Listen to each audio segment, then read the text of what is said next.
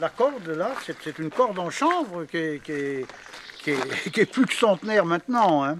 Puisque j'ai connu, moi, la personne qui se servait de cet outil-là, qui s'en servait au début 1900. Les vieux outils et surtout le savoir-faire qui s'y rattache sont une vraie passion pour Régis Gagné.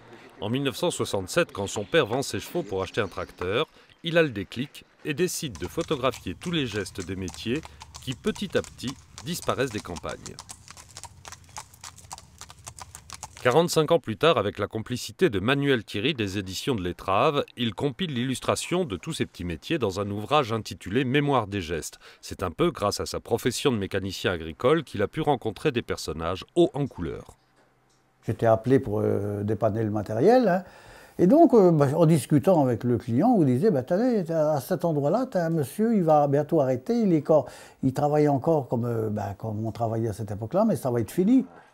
Au total, Régis Gagné a réuni plus de 3000 diapositives qui témoignent d'un patrimoine rural, mais attention, il s'agit de conservation et certainement pas de nostalgie. Il ne faut quand même pas cracher sur la soupe, comme on dit, parce que la mécanisation, elle a quand même soulagé toutes les tâches pénibles du travail manuel qu'il y avait à faire, parce que c'était pénible, il y avait des boulots, c'était pénible, hein, n'importe quoi.